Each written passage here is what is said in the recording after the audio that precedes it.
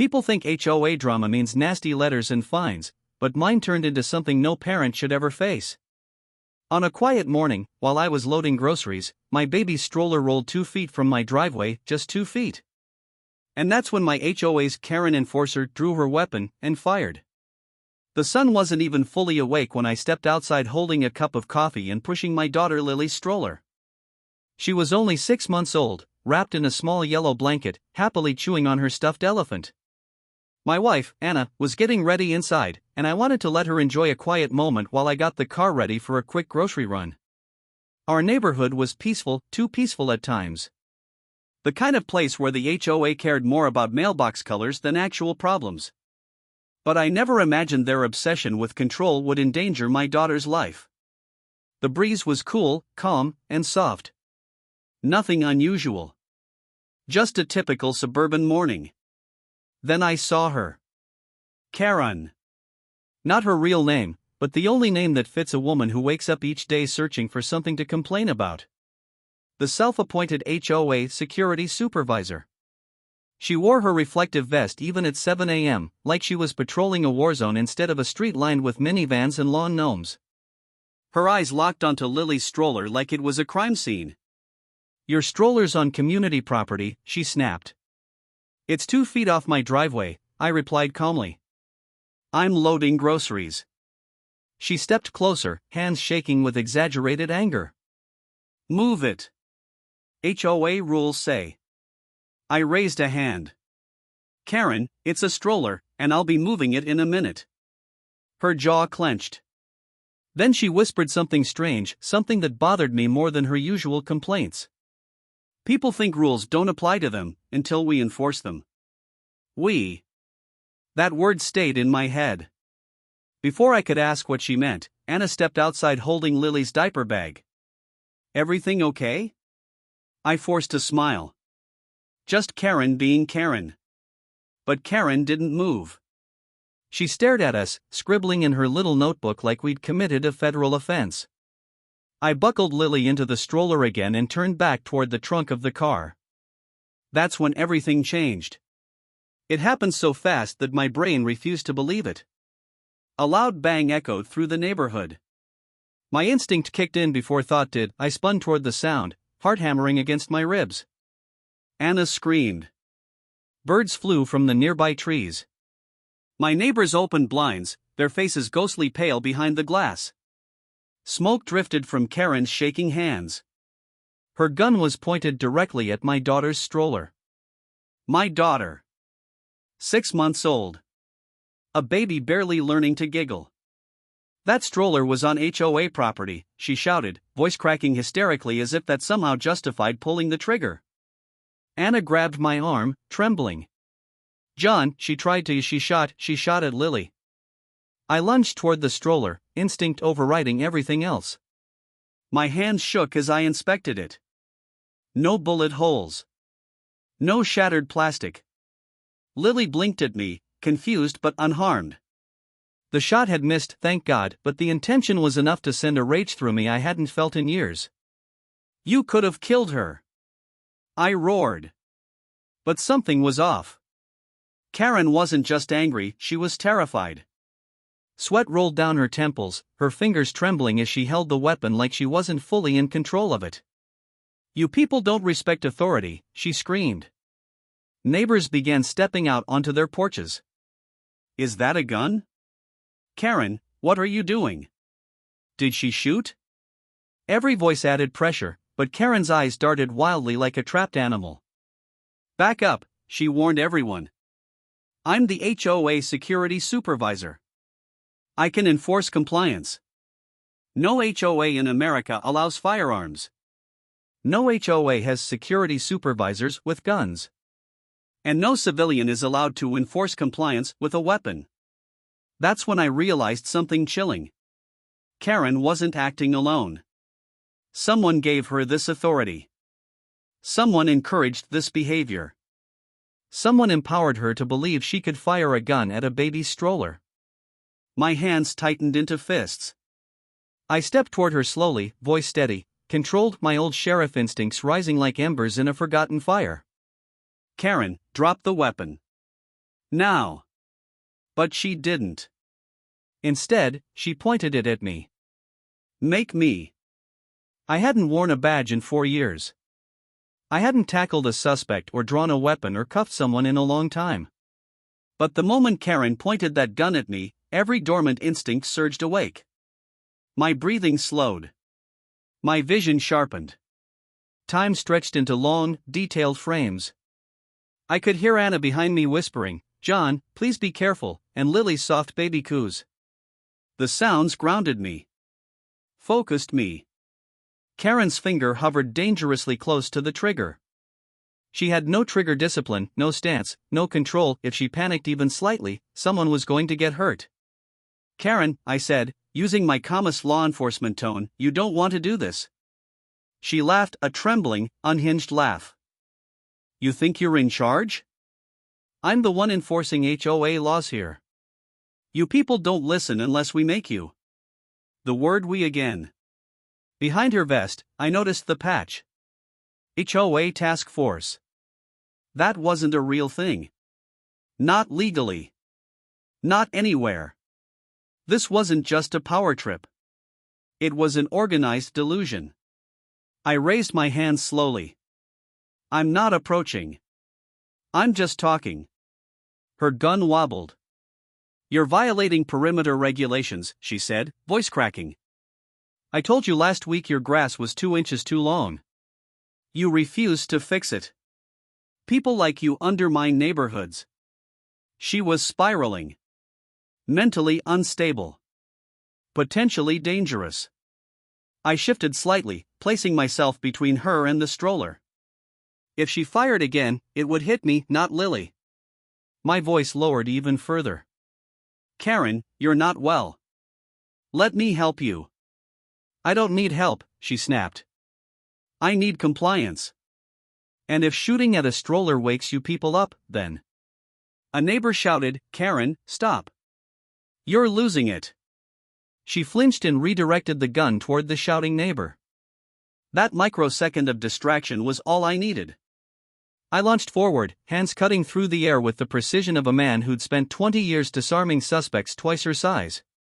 My shoulder crashed into her arm, forcing it upward as the firearm discharged harmlessly into the sky. I twisted, grabbed her wrist, and used her momentum against her as we hit the ground. The gun skidded across the pavement. She screamed and kicked wildly. "You can't arrest me. HOA rules protect me. We're above local law."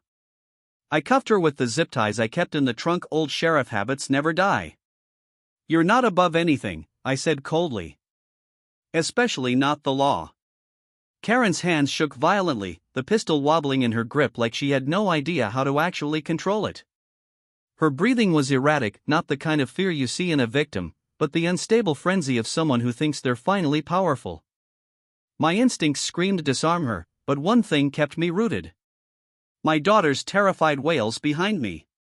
If I moved too fast. If Karen twitched. If she fired again. No. I couldn't risk it. "Karen," I said slowly. "Look at me. Not them. Me." She locked eyes with me, wild, unhinged eyes that didn't understand consequences. "You don't get to order me around," she snapped. "Your baby stroller was blocking HOA property." "HOA property. I warned you."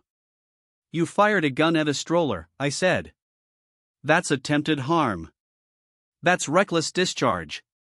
It's my right to enforce neighborhood rules," she interrupted. Emma staggered back with the baby, pressing into the side of a parked car for cover. "Call 911, I whispered without looking back. "He'll hear me," she started. "Call them." Something in my voice convinced her. She fumbled for her phone, shielding it behind her leg. Karen didn't notice. Her mind was somewhere else entirely. "You think you're special because you're a retired sheriff," Karen said, sneering. "I'm tired of you strutting around this neighborhood like you're above the rules." My jaw clenched. "I haven't broken a single rule." "You own a baby," she retorted angrily. Babies cry. Babies cause disturbances. They interrupt the peace of the community. It took everything in me not to react. My voice stayed calm. Controlled. Unshakable. Karen, you're pointing a gun at a family, I said. Put it down, and you have a chance to walk away from this without destroying your life. Destroy my life, she scoffed. No one destroys my life. I make the rules. I am the rules. That was it. She wasn't just dangerous. She was delusional. The kind of person who thinks a homeowners association is a government. My feet shifted an inch. Her gun snapped toward me instantly. Don't move. I froze again. Okay, I said calmly. No sudden movement.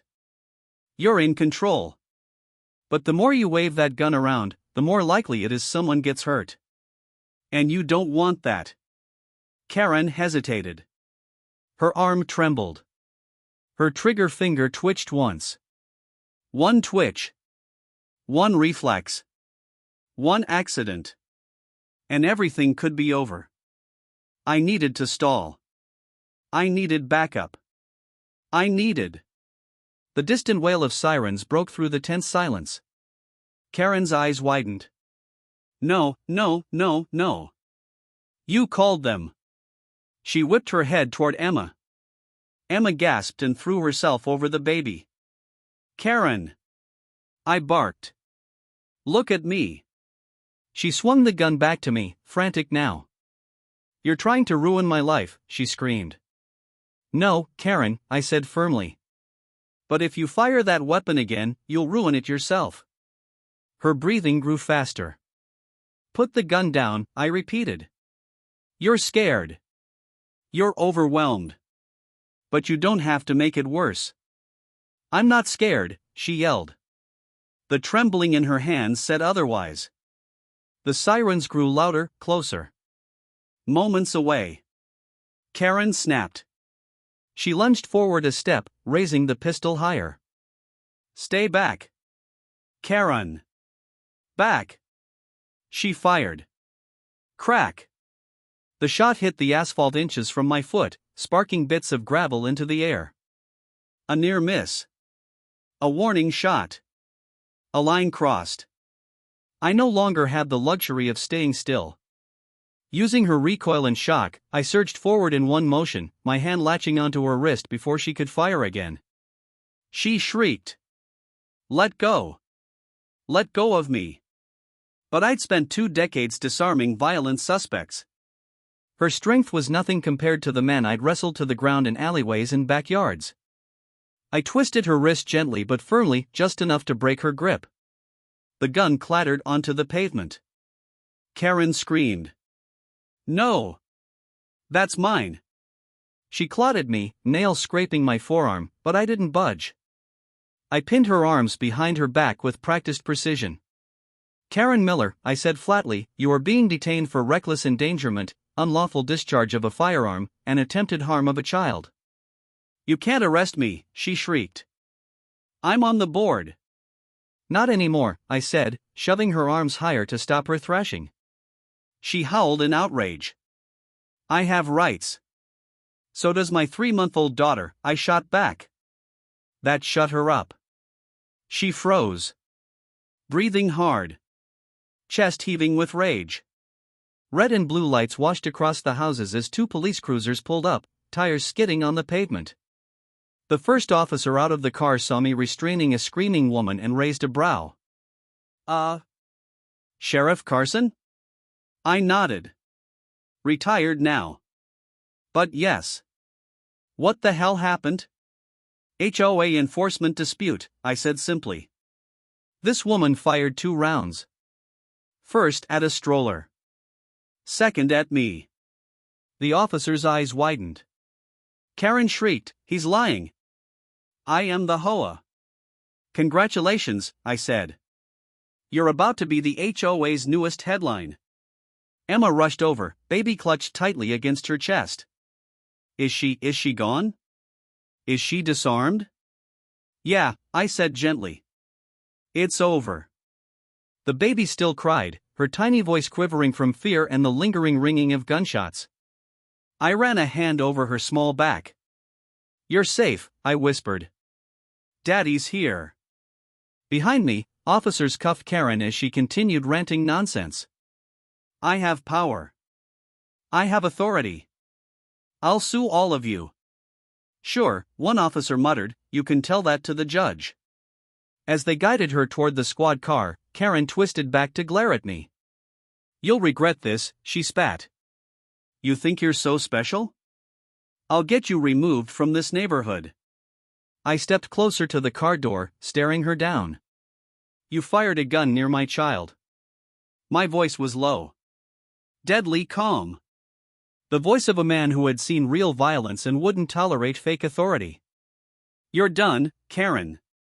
The officer shut the door before she could respond. Silence washed over the street. Emma leaned into me, trembling. I thought she was going to. "I know," I whispered, squeezing her shoulder. "It's over now." Or so I thought. I didn't know this was only the beginning. Not even close. For a moment, the entire street felt frozen. Police lights flashed across the houses like a warning to everyone in the neighborhood, something big just happened. But as Karen's screams faded into the inside of the squad car, a new kind of noise replaced them. Whispers. Shutters cracking open. Curtains shifting. Neighbors emerging from doorsteps like nervous prairie dogs. The entire block had witnessed the spectacle, and suddenly, everyone remembered they had opinions. Mrs. Laurie from across the street hurried toward us. "Are you okay?" I heard the shot and oh my goodness, your baby. Emma clutched our daughter tighter. "She's okay." "Scared, but she's okay." "Thank heavens," Laurie breathed, her hand pressed to her heart. "That woman has been escalating for months." That caught my attention.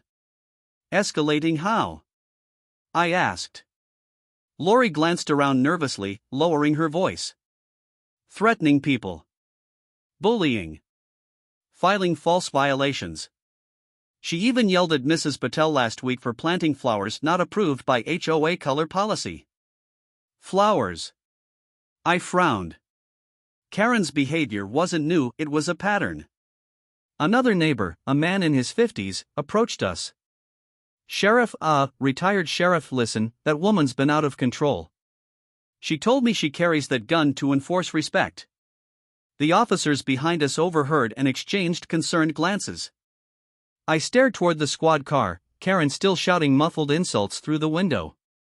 This wasn't just a bad day for her. This was instability. Escalation. A powder keg waiting to go off. And today, it nearly did. "Sheriff Carson," Officer Ramirez said, stepping toward me, notebook in hand. "We need your statement." "Of course." I nodded. He looked uncomfortable. "Look, I know you're retired, but I'm sorry you had to deal with that. And with your baby there." His eyes flicked to the stroller, the bullet hole ripping through the canopy like a scar. "You kept control. Anyone else might have charged her." "I couldn't risk it," I said quietly. "Not with my family behind me." Ramirez nodded, writing quickly. "Your instincts saved lives today." Emma, still breathless, touched my arm. "What happens to her now?" Ramirez replied, "She'll be booked. Reckless endangerment, brandishing, unlawful discharge, child endangerment, likely dozens of HOA complaints will come out of the woodwork once we start asking questions." He closed his notebook. "She's not going home today." Good. But I knew trouble like this doesn't end cleanly. A sleek black SUV screeched to a halt. A man in a suit, red-faced, slammed the door and marched toward the officers. "What the hell is going on? Why is my wife in the back of your car?" "Karen's always Mary Kevin's. It never fails." Ramirez calmly replied, "Sir, please step aside. We're handling an active investigation." "My wife is HOA president," the man barked. "She has full authority over this block." Not over crimes, Ramirez said coldly. Kevin turned toward me, eyes narrowing. You, he hissed. This is your fault. I raised an eyebrow. Your wife fired a gun at a baby stroller. She must have had a reason. Emma gasped. A reason? She tried to hurt our family. He jabbed a finger at me. You people think you're above the rules just because you used to be law enforcement.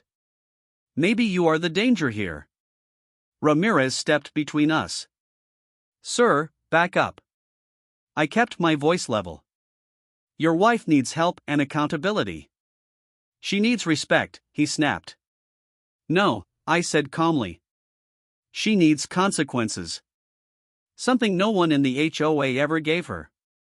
Kevin stormed toward the police car. Karen. Sweetheart. Tell them it was an accident. Inside, Karen screamed through the closed window. He tried to assault me. They blocked the walkway. The baby would have been fine.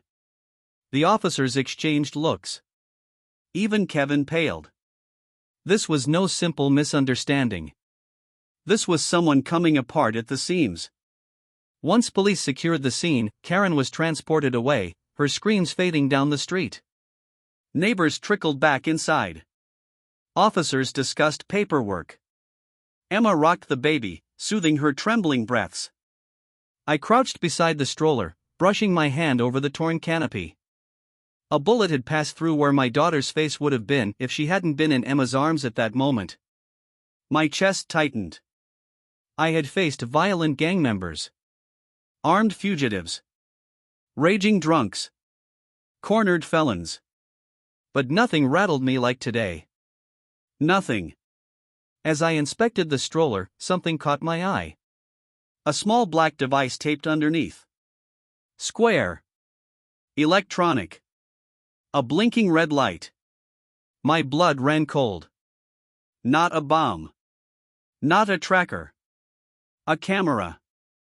A hidden camera pointed at our stroller. Someone had been recording us. I yanked it off carefully and held it up. Emma's eyes widened. What is that? A wireless nanny cam, I said. Portable. Recording to a remote device. Karen put that there, she whispered. Someone did, I said.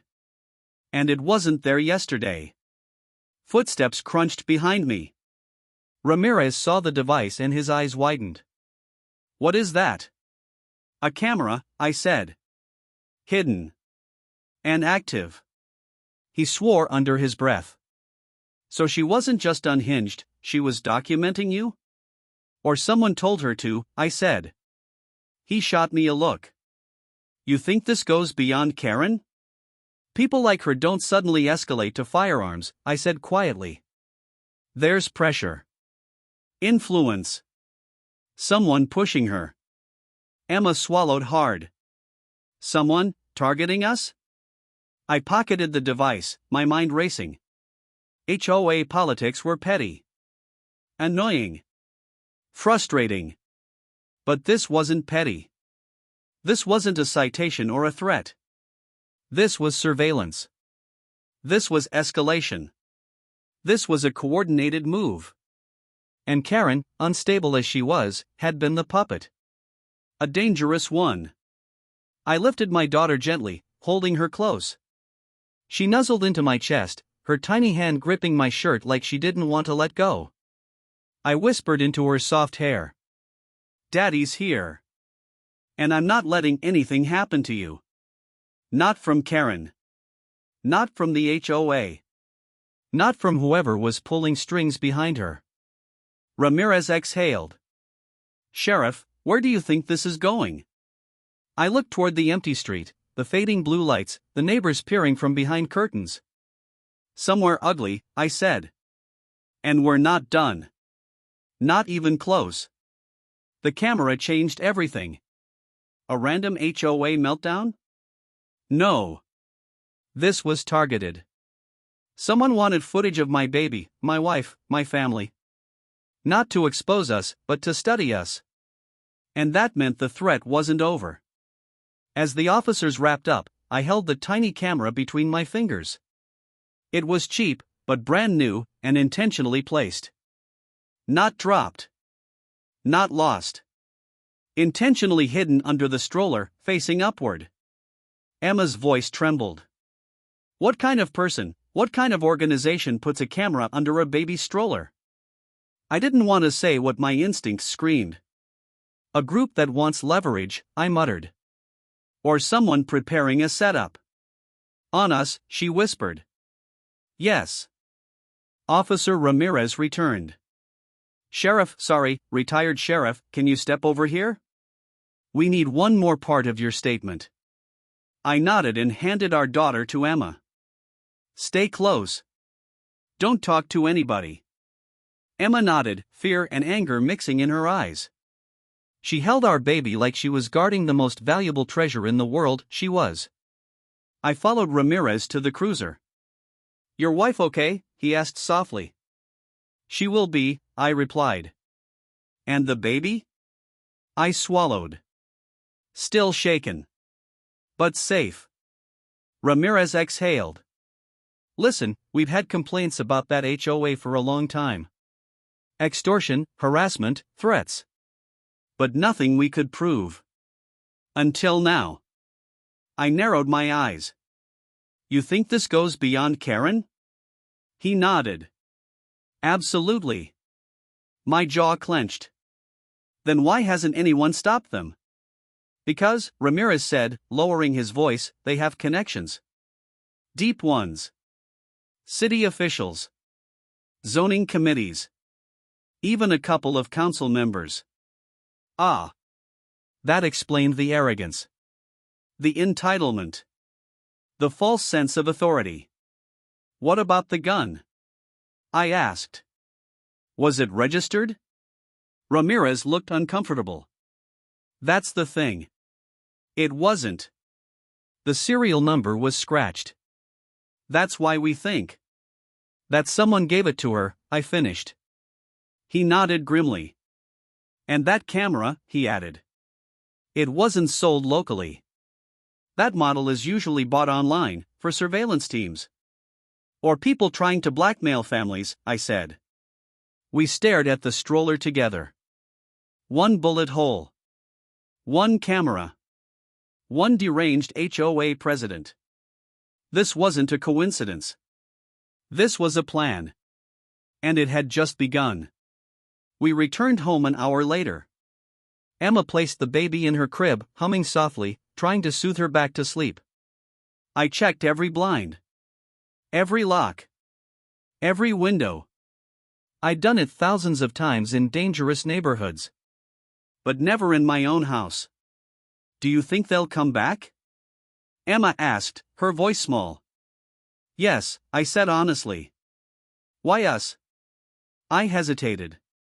Because Karen didn't escalate like this out of nowhere. Because someone manipulated her. Because someone felt threatened by me, a former sheriff who knew how to spot corruption. And because people don't put cameras on strollers unless they're planning something bigger. There's more going on here, I said. And they wanted a reaction. Emma rubbed her arms nervously. What kind of reaction? One they can use, I said. To frame us, intimidate us, or make us leave. She shook her head. Why can't they just leave us alone? Before I could respond, my phone buzzed. Unknown number. I answered. Who is this? A distorted voice replied. You should have stayed quiet, Sheriff. I straightened. Say that again. You think Karen acted alone, the voice taunted. That woman was a pawn. A disposable one. Emma looked at me, fear rising. Who are you?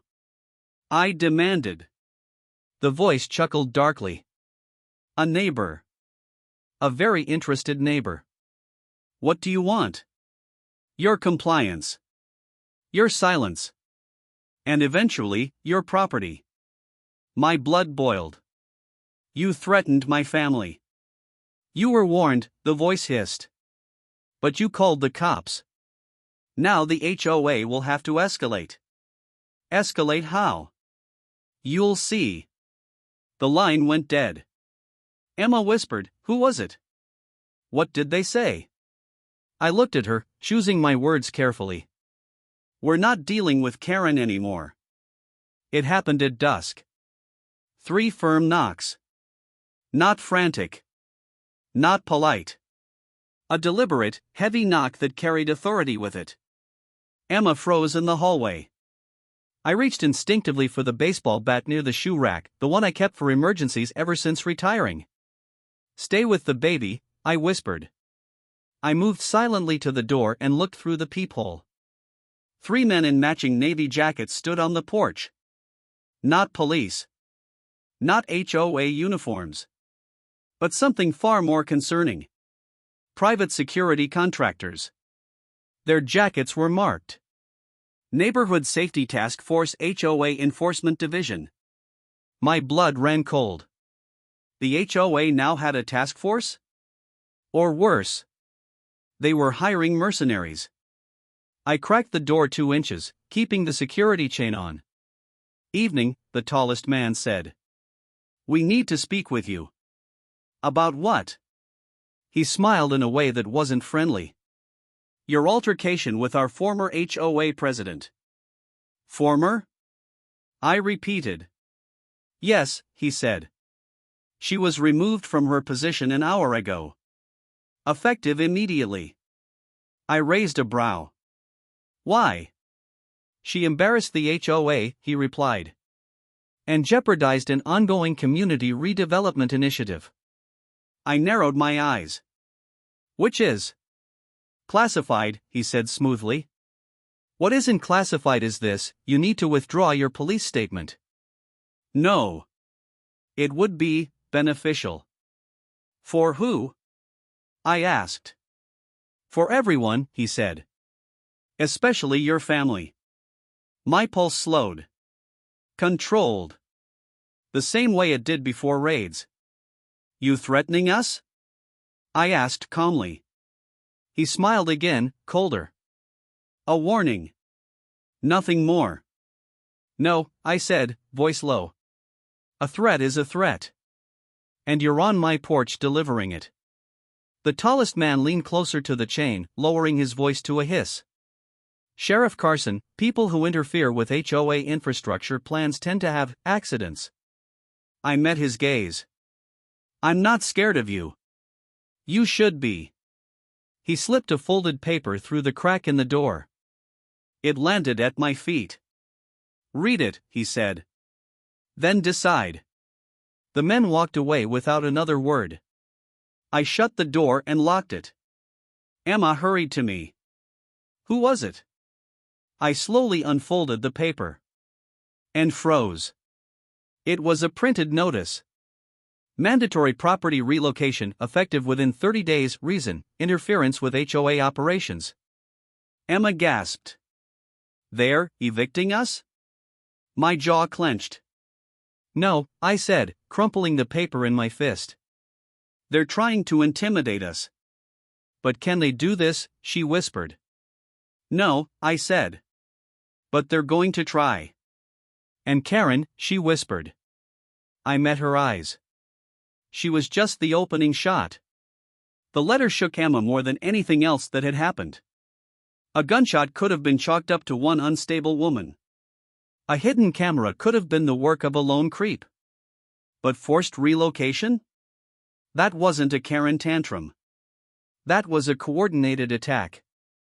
Our daughter whimpered through the baby monitor as Emma cradled her close. I placed the crumpled HOA letter onto the dining table and stared at it, every line screaming corruption. 30 days, Emma whispered. "They're trying to push us out. They think we'll run." "They don't know who they're dealing with," I said quietly. Her eyes lifted to mine. "What are we going to do?" "What I always did. Find the truth.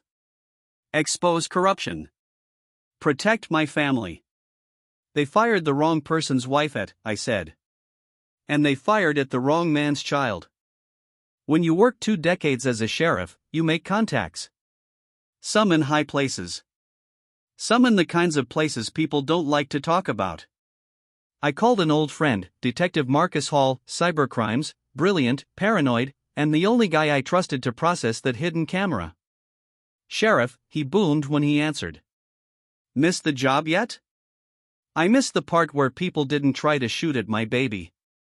He went silent. What happened?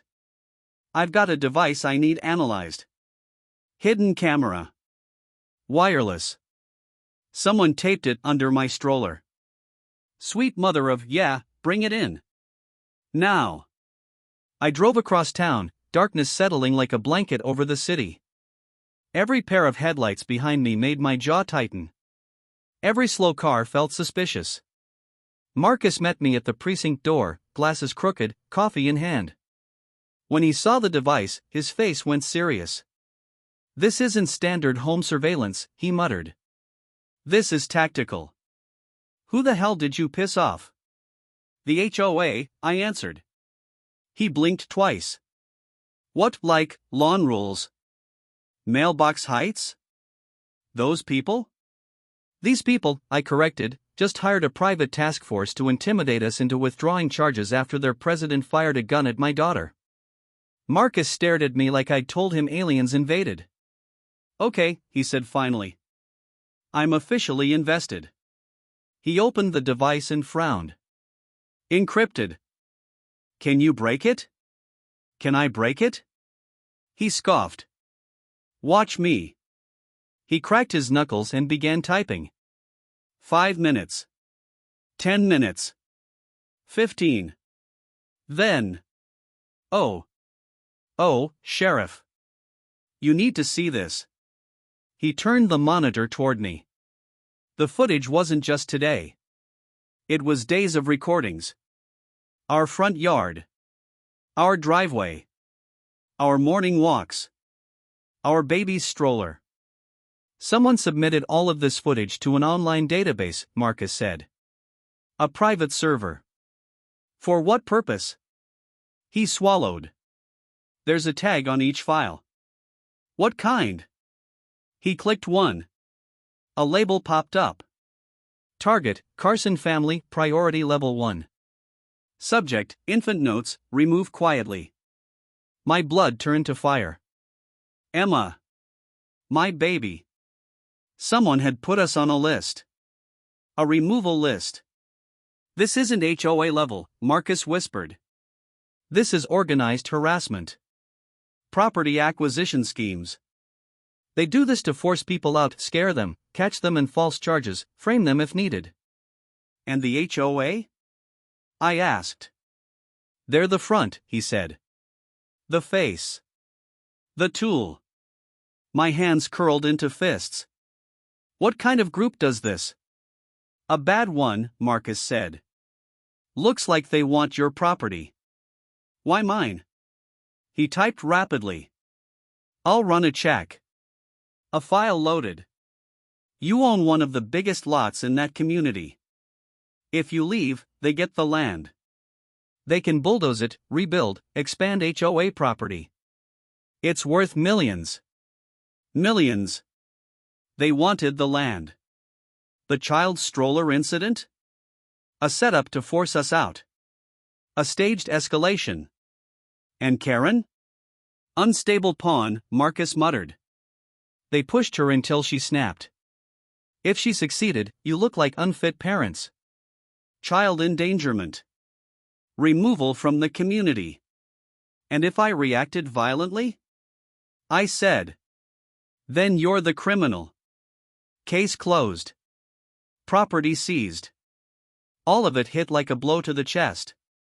"How far will they go?" I asked. Marcus looked up slowly. "They tried to target an infant, Sheriff. They'll go as far as you let them." I drove home with the files, anger simmering like acid in my veins. No more playing defense. No more waiting for the next attack. I was going to expose them. But when I turned onto our street, I hit the brakes. 3 black SUVs were parked outside our house. The same task force men stood on our lawn. Emma was at the door, holding our daughter, pale with terror. The tallest man smirked when he saw me. Sheriff Carson. We were just about to visit you inside. Step away from my family, I said, stepping out of the car. He held up a document. Final notice. You must vacate within 48 hours. HOA mandate. You don't have the authority, I said coldly. We do, he said smugly. We have signatures. He handed it to me. I looked. There were signatures. Fake ones. My signature. Emma's signature. Our forged agreement to voluntary relocation. Emma gasped. We never signed this. That's the beauty of digital paperwork, he sneered. Easy to create. Hard to disprove. I stepped forward. And he stepped closer too. Walk away from this, he whispered. Or you won't like what happens next. I leaned in close. You pointed a gun at the wrong family. He smirked. That was just Karen. She's irrelevant now. No, I said. This ends tonight. I reached into my pocket and pulled out the USB Marcus gave me. This, I said, holding it in front of him, contains every illegal act, every recording, every conspiracy your HOA operation has been running. Surveillance. Child targeting. Forced property acquisition. His face lost its smugness. You wouldn't dare. Oh, but I already did, I said. The file is in the hands of police, the DA, and 3 local reporters. You're bluffing, he spat. I stepped closer. And I'm not done. The sound of sirens rose behind me. Several police cars pulled in. Marcus stepped out of the front cruiser, badge raised. That bluff? I said quietly. Isn't a bluff. The men stiffened. HOA Enforcement Task Force, Marcus said loudly, you are all under investigation for racketeering, extortion, fraud, conspiracy, and child endangerment.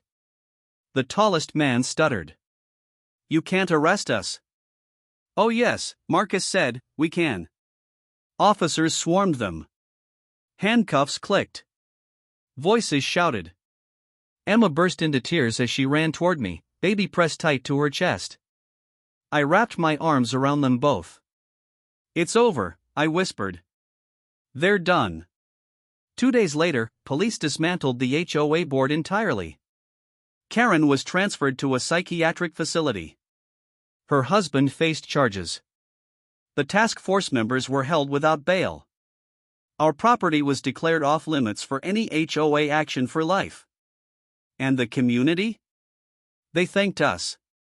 We didn't just stop a Karen. We stopped a criminal operation hiding behind lawn rules.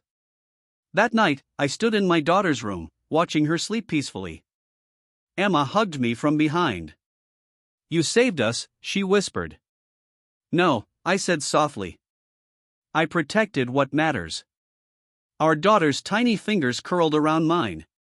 Anyone who threatens my family, I whispered, learns the same lesson. I looked out at the quiet neighborhood. You don't fire at a sheriff's baby.